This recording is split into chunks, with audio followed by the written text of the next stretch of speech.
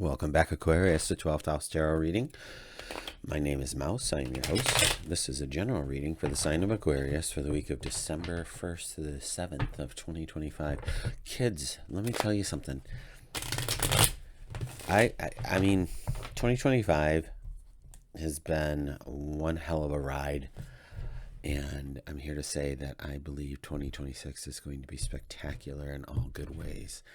So if you could just hang on for 4 more weeks and, dive into that first quarter of 26 with abandon, I feel like it's going to be really spectacular. So who knows, Aquarius? Let's see. That's what I'm hoping for myself. So that which I wish for myself, I wish for you, right? Abundance, happiness, good health, prosperity, opportunity, all the goods, right? Safe place to live, good food in your belly. Here we go. Let's go in the past position. We have the moon, and that's not on camera. Hi. Multitasking. King of Wands in the present position, and then the Hierophant in the future position. Let's go. Come on, kids. Everybody get on the camera.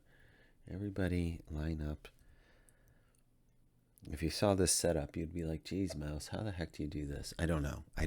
It's not as graceful as I would like it. Moon in the past position. King of Wands in the present. Hierophant in the future. On the bottom of the deck is the Three of Cups. Three of Cups is going to be a celebration, abundance.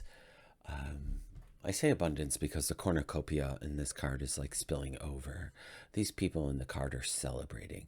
The cups are water. Water can be emotions. It can be intuition. Your cup can runneth over, that kind of thing. So when I say abundance, it's a very broad brush stroke regarding the Three of Cups. Let's go here to the moon and see what else is showing up with that. The Queen of Swords, the Six of Wands. A handful of people have been getting that one, and in that position too, which is interesting. And then the Page of Cups. So very interesting. I say that because you're air, and the Queen of Swords here is the air card. And with this moon, the moon is change, things happening slowly, with purpose. It feels like with integrity. And the Queen of Swords is telling me that sure as heck things are getting done.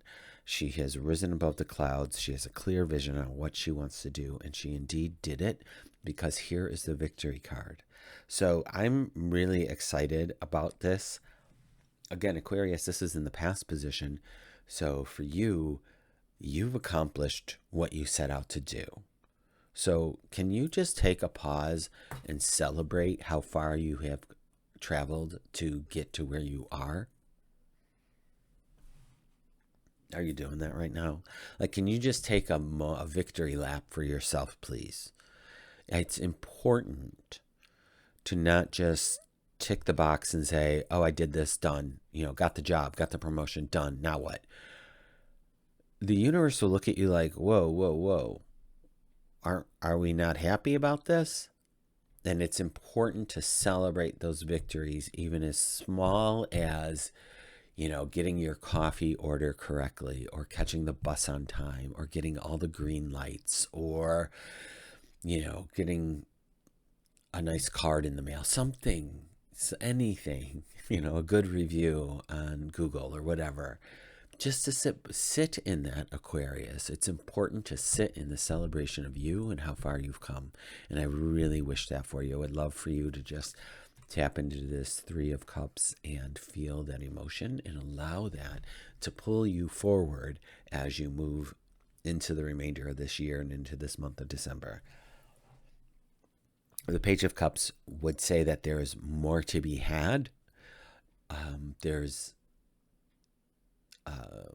more to manifest, as I look at the fish in the cup here, that there is more fun to even be had. So something to consider. In the present moment, we have, for this week, we have the King of Wands. The King of Wands is a fire card. You're an air sign. So you could definitely fan the flames of this King of Wands.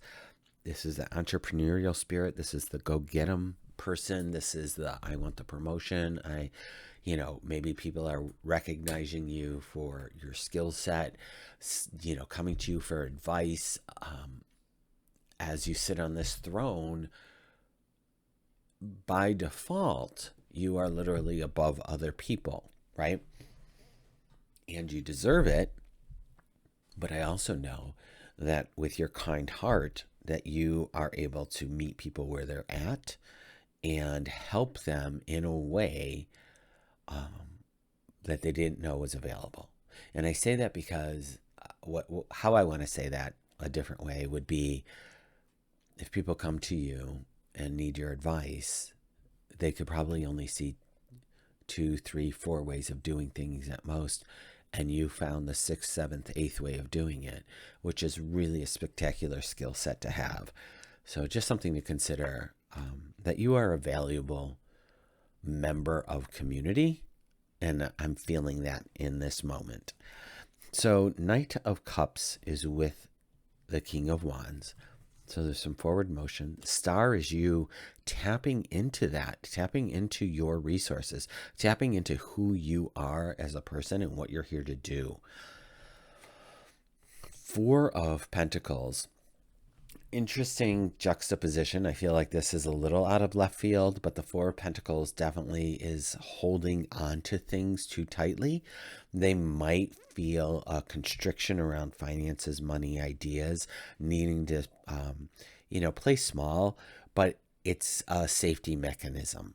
And I was just listening to some woman yesterday who's studying neuroscience speak on the brain and how it takes new opportunities and new learnings sometimes as a threat.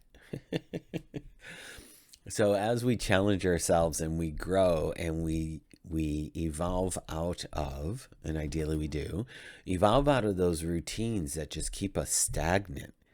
Like, what if instead of watching 3 hours of videos or television or on your screen before going to bed, that you picked up the habit of reading for 30 minutes a night, an actual book,